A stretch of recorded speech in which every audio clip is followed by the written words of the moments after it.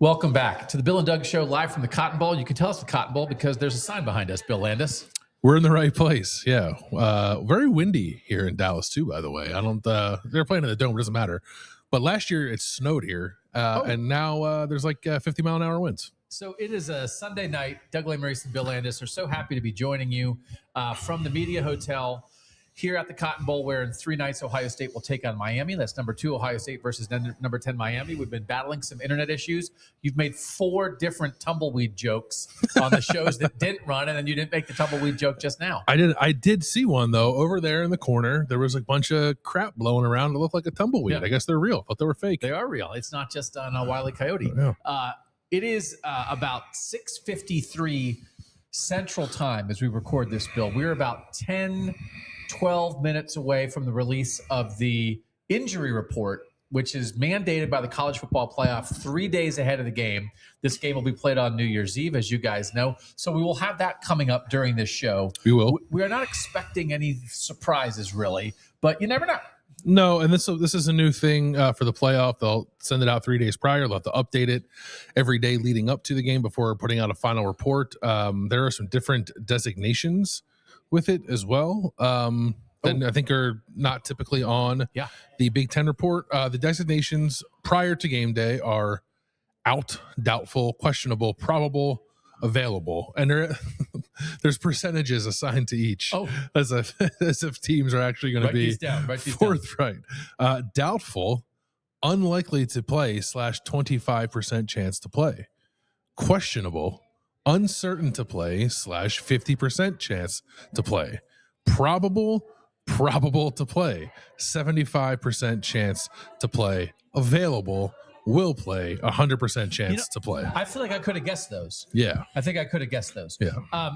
We're going to talk about Michigan and Ohio State as we get ready for Ohio State here.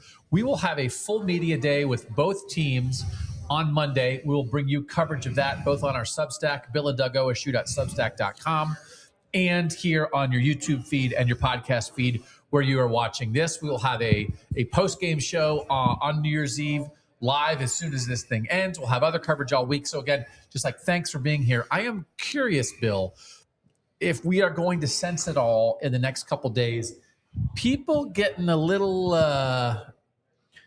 frisky about the Miami Hurricanes. I wonder if something, you and I are going to have a big game breakdown as well on this YouTube feed and podcast feed coming up, where we will make our pick for the game. We will break down both sides of the ball. I'll admit I'm still doing that. But I think people can look at what Miami has offensive line, defensive line, and see maybe there are some advantages there, and you just acknowledge Miami's talent. And as you look across the landscape, and I don't know. This might be an upset that I could imagine some people trying to think about as we get closer to game time. I think it'll be the one, because I wouldn't like the 4-5 Oregon, Texas Tech. Like whatever you pick there, I don't really think you can consider that much of an upset. If you go to the other games where the seeds are a little wider, then I do think this will be the one where you'll probably see the most upset picks. We've not seen, I don't know if you have, I haven't seen any national people here just yet. I think that's where you get the best gauge of it, right? Because if you ask a bunch of Miami reporters who you think's going to win, you probably actually will get a lot of Miami. And if you ask Ohio State reporters, you're going to get a lot of Ohio State, if not 100% Ohio State. So we'll see what those national picks end up being. We were talking to we were talking to Ari Wasserman. He picked us up from the airport and drove us over here. And he wasn't making an official pick, but he said he thinks Miami can win. I don't think it's off base. I think Miami can win. I'm not surprised by the spread. I think if you look at the way the two teams have played this year, who Miami has lost to, the fact that Ohio State's only lost to Indiana in the Big Ten championship game, of course you can see a path to Ohio State winning this game. It's like 9.5 by the 9.5 that the spread is. It is still? Yeah. Okay. But I also think you can look at that and say, like, man, that feels like a lot of points for like two really good defenses and like two offenses who, when they've played the best defenses, have not exactly put their best foot forward. So I don't know, honestly, what I'm going to pick just yet. I've been watching Miami a lot, and I'm going to watch them a little more before we make those picks. But it's not like a pure toss-up, but I think I understand a Miami lean if you look at the matchups. Yeah, I think we're going to get back to, and I felt this way with the Ohio State-Michigan game. I felt this way with the Ohio State-Indiana game, that there's a foundation with the Ohio State defense, and you start wondering how the other team's going to score. Score enough, yeah. Now, Indiana scored 13, and that was enough to beat Ohio State on that night. So, like, that's, I think it's a similar equation of, like, you start setting a point total of, like, if Ohio State can get to X, I think that's enough, the way this Ohio State defense has played. And so what is that number? And then when you think about Ruben Bain and the Miami defensive line, and Ohio State's going to be starting somebody new at right guard, like, you start creating scenarios where, could Ohio State be in a situation where they don't score much? So that's not what we're doing here. We're just starting talking here. Do you know, can I ask you, like, do you have a pretty strong feeling of what your pick will be at this point? It's like one of those things where you sit around for 10 days and you start, like, running through scenarios. You start thinking of game scripts. You start rolling picks around in your head. I think I have my score. I'm willing to be moved off of that. And as we sit here and talk on the evening of Sunday the 28th, full media day for both teams on the 29th, head coaches on the 30th, game on the 31st. I always, in bowl situations, want to leave room for vibes. Of course. When you get to the teams. And we are going to get some vibes, I think. And we're also going to get information. Yep. Because we're going to be able to talk to every player on the roster, every coach on the staff will be available to us. We'll have 45 minutes for each team. We won't get to them all. But I think that's valuable. I think it actually helps you figure out what kind of headspace the teams are in, which I think matters when you're talking about 19, 20, and 21-year-olds. Yeah, I thought it mattered last year, right? Like, last year I was at the Rose Bowl for this round, and we had the full team media day with Ohio State and Oregon, and Ohio State brought its whole team, even though it didn't have to. I thought guys were, like, pretty loose, and they're obviously coming off the Tennessee win, so they were feeling good about themselves. Oregon did not bring its whole team. The energy was just, like, a little different. I know that might sound like corny, and that wasn't the reason, in its entirety, why I picked Ohio State to win that game. But I do think you can kind of pick up on, like, are these guys tight? Are these guys excited? Are these guys liking some of their matchups? That kind of stuff. Like, you're not going to get full on game plans from people, but I do think if you can read between the lines a little bit, read some body language, there is something to learn from a media day setting. I don't know the Miami players or the Miami team at all, right? No. That's not what it's not what our job is. We're not around those guys. I am curious if Miami potentially, if their defensive linemen in particular, will put off any vibes of, we're going to kick these guys' butts. Yeah. And then how that would translate. Because I think justifiably, Miami's defense and defensive line in particular deserve a lot of respect. But I wonder, could that swing to the point where we get into any kind of, not disrespect, but lack of respect for Austin Saraveld and Luke Montgomery and Phillip Daniels and Carson Hinsman and probably Gabe Van Sickle, and then, like, what that would mean? Because there are times, and again, I felt like I didn't pick on it up as well as some other people did, but I was at the semifinal last year for Notre Dame and Penn State, where people thought that Marcus Freeman felt disrespected by James Franklin in the pregame news conference the day before, and then it turns out that reporting was that he went back and told his team that he felt like they did get disrespected, and he told Notre Dame to go, we're going to go kick Penn State's butt, and, like, it mattered. How can a coach's news conference matter? But it did. I think it affected the football. And do you think there's an opening for that, like, to affect the football if that matchup discussion swings too far towards the Miami defensive line? I think there's an opening for it. I think I'd be surprised if it happened. There was a little bit of that with the A&M Miami game. One of the offensive linemen from Texas A&M, I can't remember exactly what he said, but said something to the effect of, like, yeah, these guys are good, but we'll have something for them, like that kind of thing. Yeah. And there was not much said by Miami in the lead up to the game, but it was said after the game, like, they heard it, and they used that as some motivation. So I think maybe because that happened, it makes it less likely that it's going to happen this time around. I also think, like, just being around Ohio State's guys, Austin Saravel's not going to go out there and say, like, I got something for Ruben Bain, right? Austin Saravel's not going to say anything. Phil Daniels, maybe. I mean, I'm not saying they're incapable of it. But I do think I'd be surprised if it happened. Okay. We're waiting the injury report. I want to talk about Kyle Whittingham. Kyle Whittingham had his introductory news conference as the Michigan head coach in Orlando, where Michigan is playing Texas in the snack of choice bowl. It used to be the Citrus Bowl, right? But I don't know what a snack it is now. I think it is the Citrus Bowl still. Cheez-It Citrus Bowl. So can I tell you this? I should save it for Whatcha, but my daughter, we're pretty sure, had never eaten a Pop-Tart. She watched those 2 Pop-Tarts get murdered after the BYU Georgia Tech game, and my wife went to the store and bought 3 boxes of Pop-Tarts. 3 different flavors? 3 different flavors. Yeah. There were like 23 different flavors at the store. There are a lot. Yeah.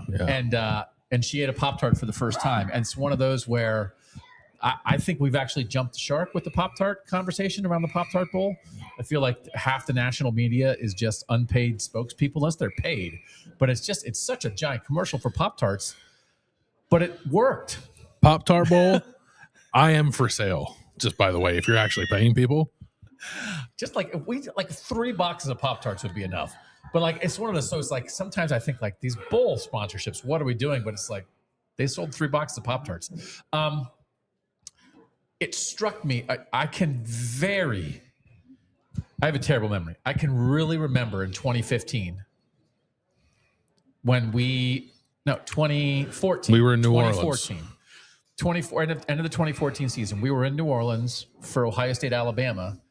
And it was announced that Michigan was hiring Jim Harbaugh while we were there. And here we are in this gigantic situation. Ohio State's playing in a semifinal against Alabama. Oh my, it's Urban Meyer versus Nick Saban. And for a day, the story that we were at Cleveland.com then, that we were writing about, that everybody was talking about, was the arrival of Jim Harbaugh into the Ohio State-Michigan rivalry. And that it was such a stark difference of, here, Urban Meyer had just been there a few years. He was in his 3rd year at Ohio State, and they're in the playoff. And Michigan is to the point where they had to fire their coach, and now they had to bring this guy in to come save them. But it was like, holy moly, we have reset the Ohio State-Michigan rivalry while the Buckeyes are getting ready to play in the playoff. This isn't that because Kyle Whittingham is not the favored son of Michigan who is coming back to rescue the program, but it is a program that needs rescuing, and it's not entirely not that. And as we sit here, Bill, on a day that Ohio State is preparing to play in the college football playoff in 3 days, we are in a different city because the preparations are underway, just like we were in New Orleans then, and Michigan is introducing a coach. It's kind of the same. Well, is it 65% of that? Yeah. Michigan in shambles, a different kind of shambles. Then it was football field only. Rich Rodriguez and Brady Hoke weren't winning, but Brady Hoke was like a Michigan man. Brady Hoke, there was none of that other stuff. But we need to win more. Here comes Jim Harbaugh. Now it's all the other stuff. They're investigating themselves. There's all. Mm-hmm. But Michigan once again needs rescuing, and they are bringing in a very established winning coach to do it, while their rival is trying to win a national championship. I do think it's probably 60% ish, about the same. Like the rivalry is in a different spot, right? Like Michigan, I know lost this year. Ohio State won that game, but Michigan, 4-1 in the last 5 years in the rivalry. That was not the case when Jim Harbaugh took over. The fact that Kyle Whittingham's not a favorite, like I see the parallels you're drawing, and I do think that Michigan is looking toward Kyle Whittingham as a bit of a savior for very different reasons. But I think there were some different layers to it the last time around, because it wasn't Michigan just needing sort of like saving in terms of football success, but like in the rivalry as well. Just like it kind of, because at that point Urban had won 3 in a row, right? 12, 13, 14.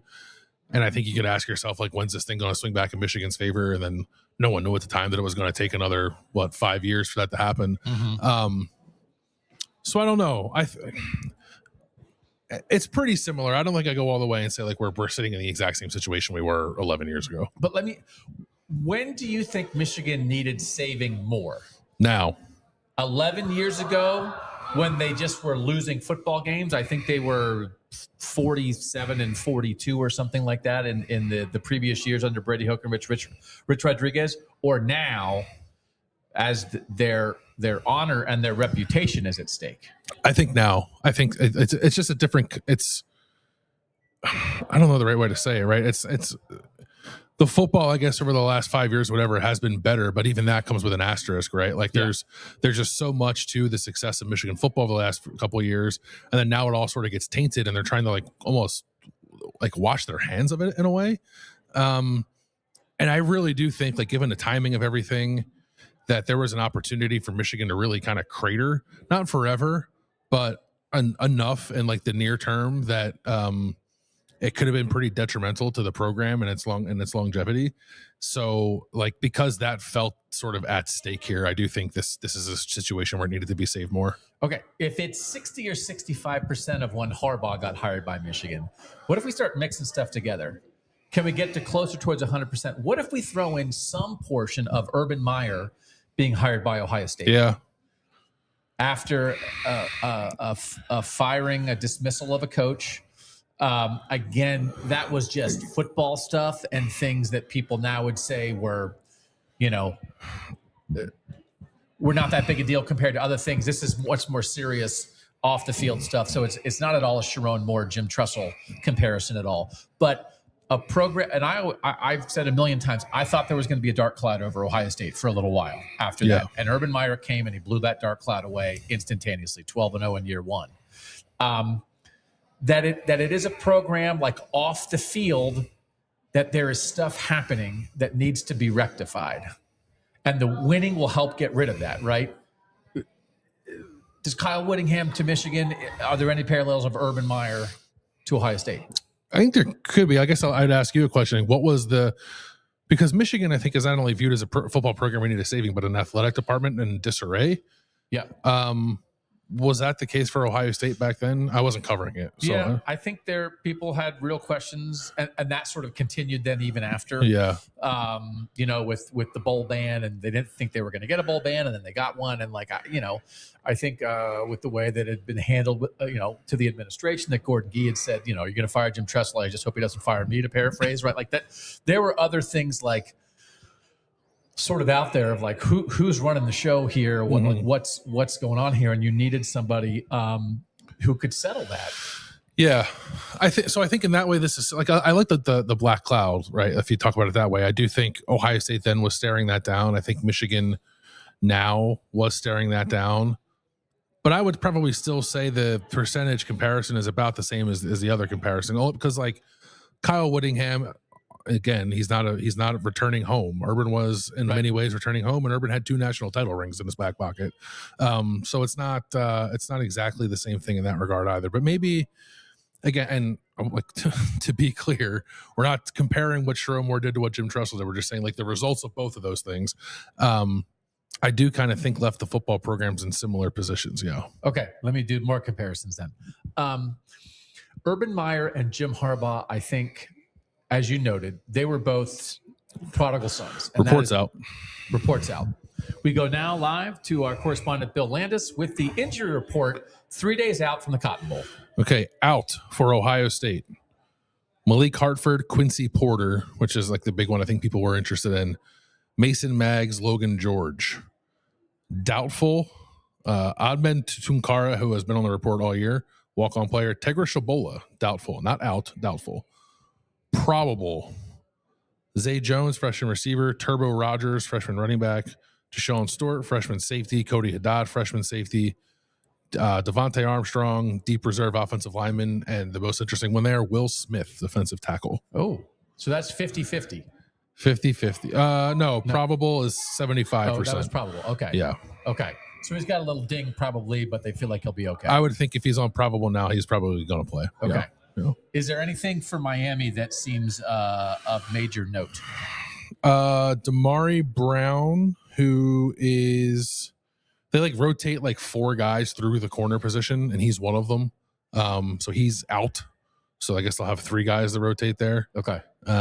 He's looking like the only one to me who's like a important guy. Okay.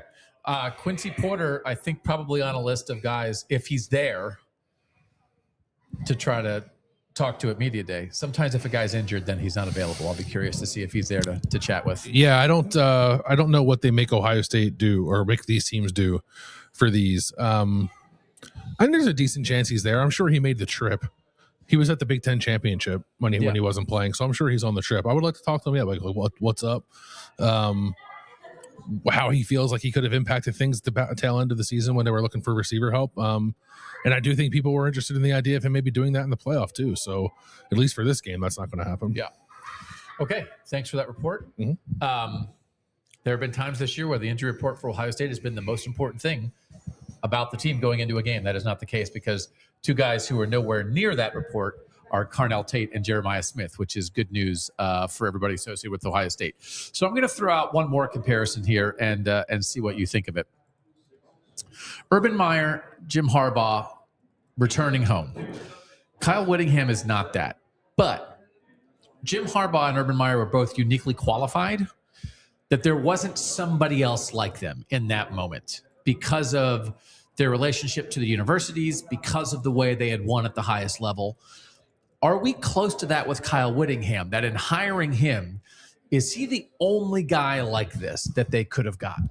A guy who has been a winning head coach at Utah for 21 years, a guy who, you and I in various incarnations of our college football coverage, we've done things where we talk about the sport from a national perspective. I certainly have had Kyle Whittingham on 10 best coaches in the country.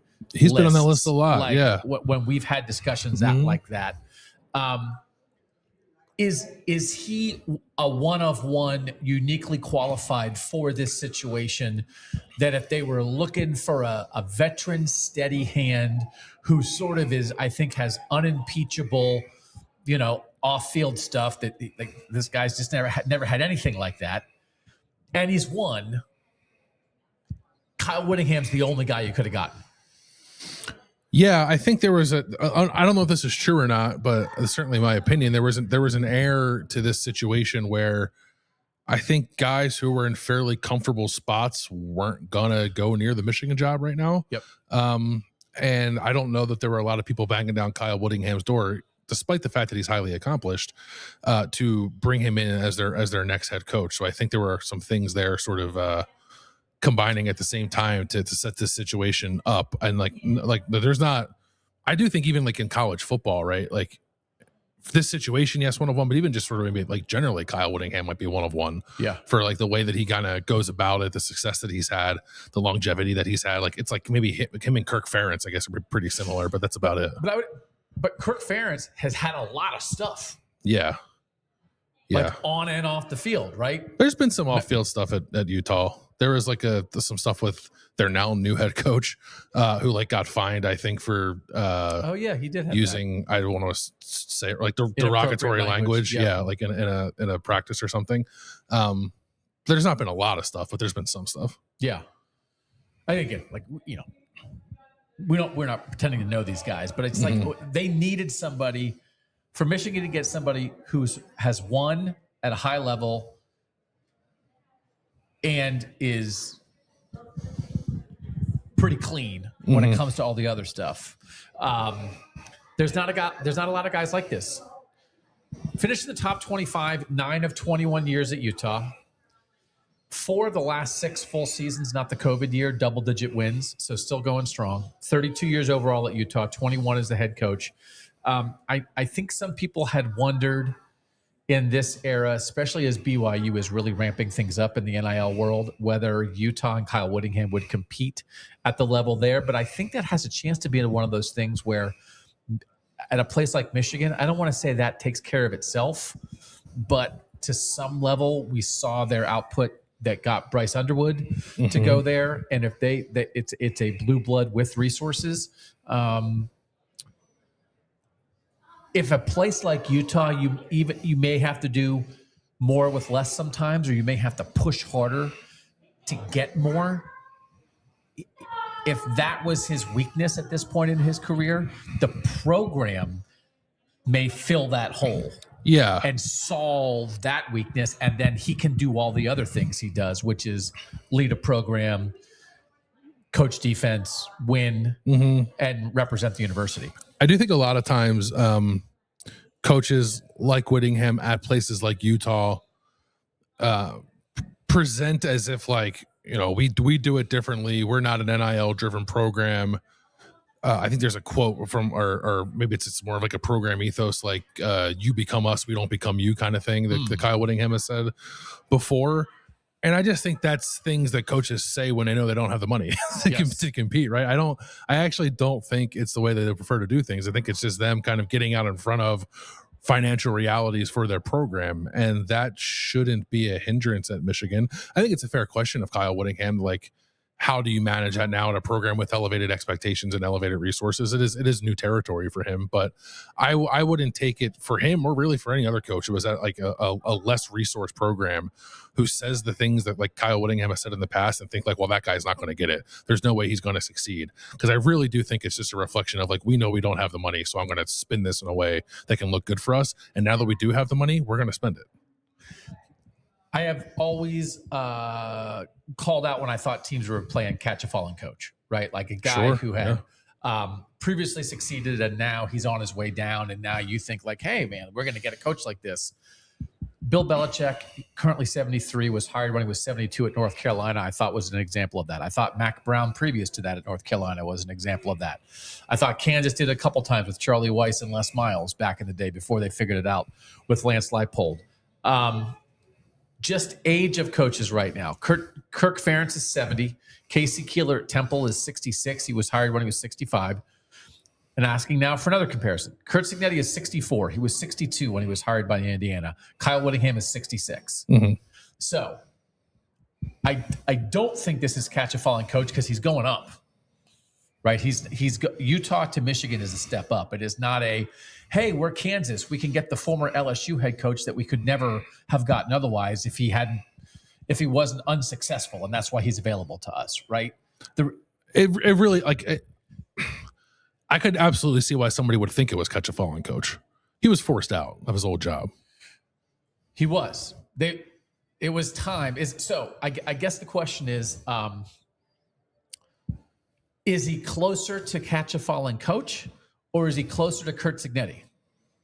Because Curt Cignetti hired at 62 because I think you could make an argument that obviously, well, how different in terms of the jump, the step, is James Madison to Indiana compared to Utah to Michigan?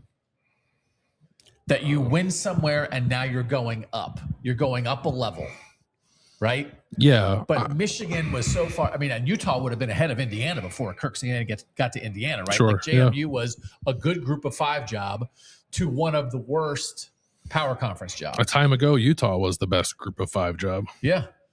And now you're going from like a good, solid power conference job at Utah to one of the 8, 6, 4 best power conference. Like, as we're playing the comparison game with this hire, is there any similarity that could be drawn between Kyle Whittingham and Curt Cignetti?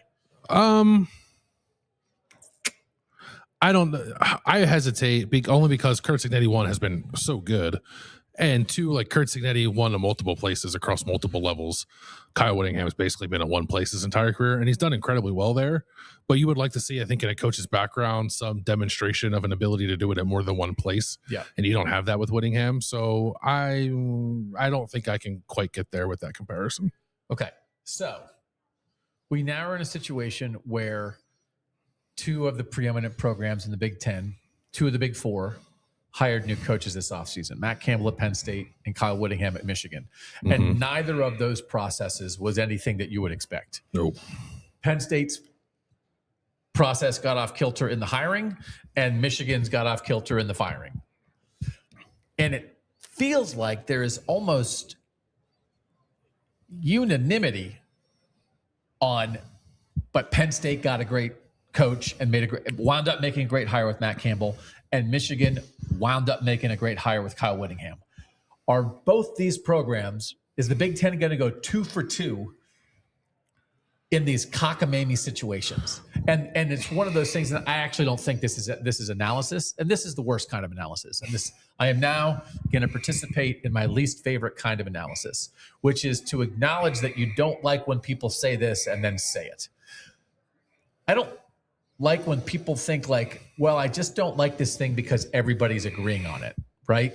Oh yeah. But like a lot of people, like I don't know that I've heard anybody really say, I don't know about Matt Campbell in Penn State, or I don't know about Kyle Whittingham in Utah and Michigan. But there's a part of me that wonders, for real, are they both going to just like somehow emerge from these situations with fantastic coaches? Because I think, again, there would have been a time if you go find some list from 2019 of the best coaches in college football. Matt Campbell and Kyle Whittingham are probably both in the top 10. They might be in the top 10 right now. I want to look actually. And the Big Ten, we're so lucky. We stumbled into these two guys, and it's going to be awesome at both places. Like, what a month for the Big Ten. But also, is that how it's really going to go? These are Bruce Feldman's rankings. I don't know who that is. This year. You know Bruce. I'm just kidding. He might be here. He actually might be here. He's not here yet. Let's see. I'm scrolling. Campbell, 9. Media loves Matt Campbell. Kyle Whittingham, 12. That was coming into this season. Okay, but where I saw a picture there. Where do you have James Franklin? 8. So that's the thing. Things. Like, because that's like my answer. It's like, I know James Franklin became a punchline and he couldn't beat Ohio State. He won a whole heck of a lot at Penn State. Like, for Matt Campbell to be better than James Franklin, he has to win a national championship. But let me ask you this question. I also think this is I'm a cliche. I'm done. This is probably it for me. It's one of the reasons I don't actually like coaching lists, because I feel like sometimes the coaching list is just the best teams list. So on one hand, it wouldn't be fair to say that James Franklin was the 27th best coach in college football when he was winning 10 games every year at Penn State, right? It wouldn't make sense if you did it. They'd hang it up in the locker room and you're disrespecting James Franklin. Everybody would rally around him.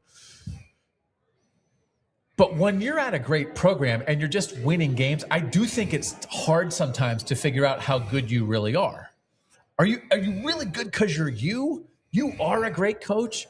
Or, and I've defended James Franklin a lot over the years. Or is it like, well, I don't know, a lot of guys, a bunch of guys could win 10 games at Penn State. Lance Leipold's high on these lists. But I would say I don't think Whittingham or Campbell fit that. I think Whittingham and Campbell both were specific to those universities in a way that they elevated those programs that did not have really any right to be as good as they were for as long as they were. 2 decades at Utah for Kyle Whittingham, a decade for Matt Campbell at Iowa State. Iowa State had never been that. Matt Campbell made them that. Urban obviously had great short-term success at Utah, but the Kyle Whittingham was in the top 25 9 out of 21 years. That's not what Utah has a right to be. And I don't think Urban was there long enough for you to scrub away all of Whittingham's success and attribute it to Urban. Right. And I think it makes sense what Utah did with Morgan Scalley. It was his time. If they were like, let's get to him and get Kyle Whittingham out the door, I do not think there is any guarantee that Utah retains this type of success. So, as I am saying, are we sure that both Matt Campbell and Kyle Whittingham are going to be good?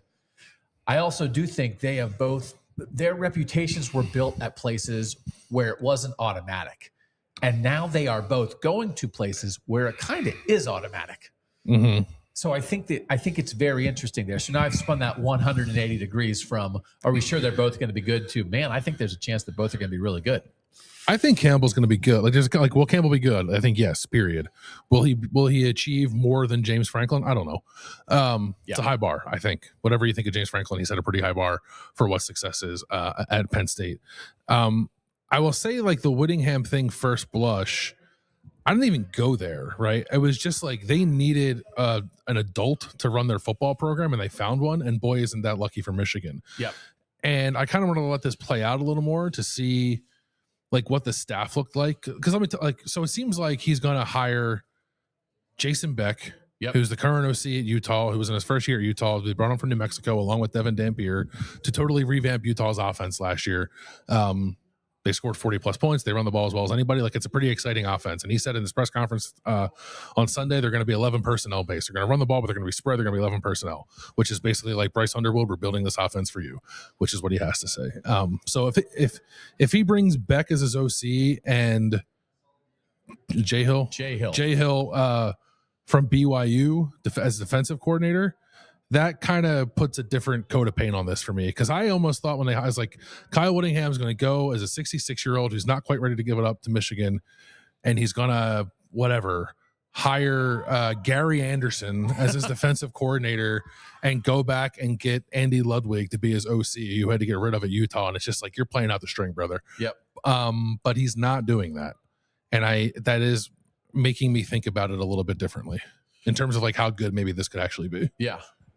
And it's also one of those where he's had a 5-year contract. He was talking about like he's ready to feels like he has a lot of energy. Again, at his news conference on Sunday, 5-year contract would take him through 71. Bobby Bowden and Joe Paterno coached into their 80s. Like this is another one you didn't mention, by the way. So this is the Athletic has a bunch of old coaches. Willie Fritz Yep. was 63 when he got hired at Houston last year, and he won 10 games this year. Yep. Like, I do think people get caught up in the age thing a little too much. It's just sort of like, what trajectory are you on, I think, more than anything else. And like, do you have the juice? And frankly, like Kyle Whittingham at 66 is in better shape than most college football coaches because he works out like a maniac. I saw Andy Staples say like Kyle Whittingham has worked out like, 10,000 days in a row or something like that. So like, the fact that he's 66 does not really give me any pause. It was just sort of like, okay, that's a fact about Kyle Whittingham. What's the energy like around this hire? Yeah. And like I said, if he's bringing Beck and he's bringing Hill, that is different energy than I would have guessed. And there are other coaches who at this stage in their career, this stage in their life, have been hired, who have plenty of juice, who have plenty left to reinvigorate a program. I don't think that guarantees that Kyle Whittingham will do the same for Michigan. I would just say, like, if you think because he's 66 he can't do that, you're wrong. So let me ask you this. So let's talk about this Kyle Whittingham hire from an Ohio State perspective. Jim Harbaugh brought a certain style, not just to Michigan, but also to the rivalry. And I would say Urban Meyer did the same. I think Urban Meyer, with just who he is, the way he coached, the way he carried himself, I think the moment he got hired, it was very easy for Michigan fans to hate Urban Meyer. Do you think that's fair to say? Yeah. Mm-hmm. Jim Harbaugh, same thing. Who he was, the way he carried himself, the things he said. It was very easy for Ohio State fans to hate Jim Harbaugh the moment he was hired. Mm-hmm. I think Michigan fans thought Jim Tressel was disingenuous or like kind of a... From the jump or over time? Like over time, maybe, but also like I don't know if they ever bought the act or they thought it was an act. Yeah. I don't think like for Ohio State fans, like that's like Jim Tressel doesn't wear sweater vests and then go home and like, put on a Metallica t-shirt. Like that's actually who he is. But I think Michigan, I think there was something. And by the way, he got the mic at the first thing and said, and we're going to go. Right? Yeah. So even though like, Jim Tressel would seem like less. There's less to immediately hate maybe than like someone like Urban or someone like Harbaugh. I think maybe Michigan fans still got there pretty quickly. Yeah, with Tressel. How are Ohio State fans going to hate Kyle Whittingham? Do you think they will, or are we entering a period of the rivalry here? Well, Michigan fans still hate Ryan Day, right? Michigan fans hate Ryan Day. That's not going anywhere. Michigan fans hate Ryan Day, but I also think Michigan fans are going to take their cue from the head coach.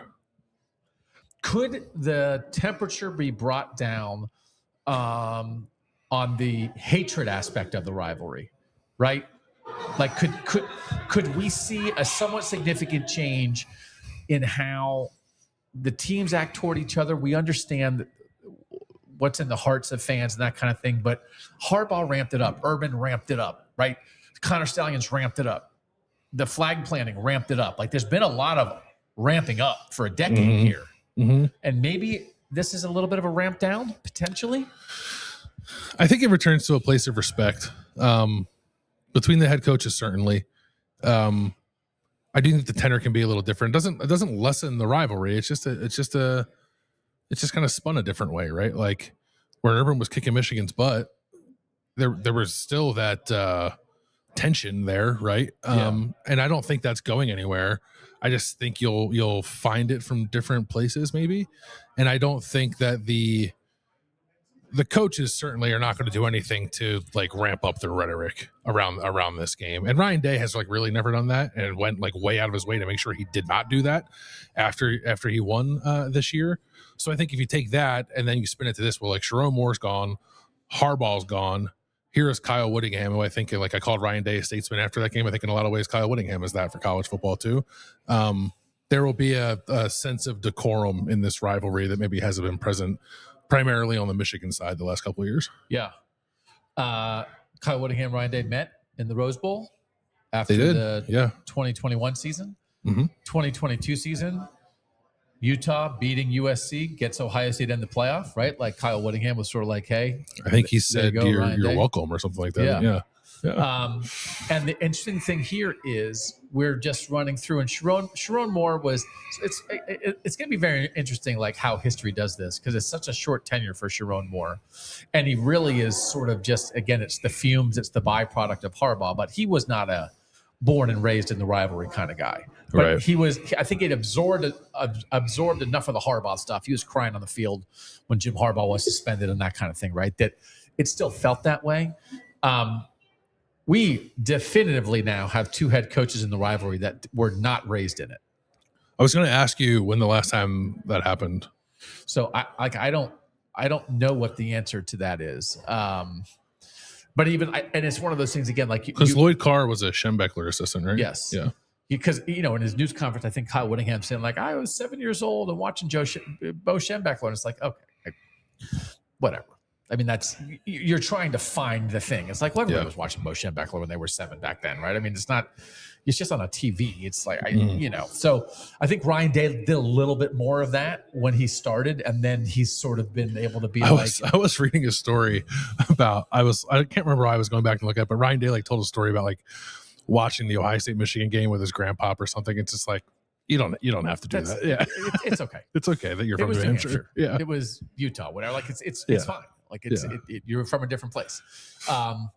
So I'll be very curious and I do think as Michigan investigates its own athletic department, and I think that university might be very interested in toning it down. Yeah, maybe please don't pay attention to us for a little bit. Yeah, kind of thing. Or if you do, hopefully it's only for on-field football success and nothing else. Yeah. But this is the last act of the Sharon Moore era at Michigan was his team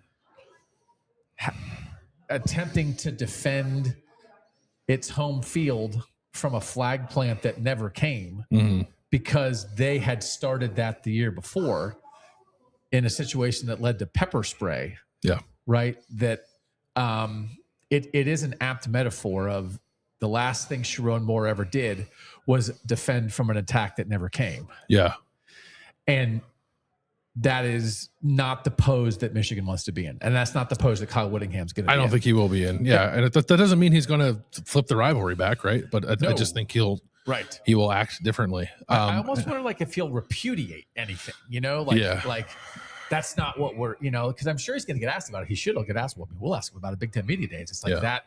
What do you want to do? And I think maybe he can put his stamp on the rivalry by turning down the heat. And I think Ryan Day will welcome that. He understands. I'm not saying he understands Ohio State, Michigan, but he understands rivalry that can get deeply personal and emotional, right? With the Holy War. He's been a part of that for he's a BYU 3 player. decades. Coaching at Utah. Yeah, right. He's born and bred in that. And just because you are in that doesn't mean you'll handle the Ohio State Michigan one well, but I think he will understand like the way people feel about it and the way you're supposed to like act when you're in it. And that's like, even again, not guaranteeing success actually on the field, but I do think that will help him.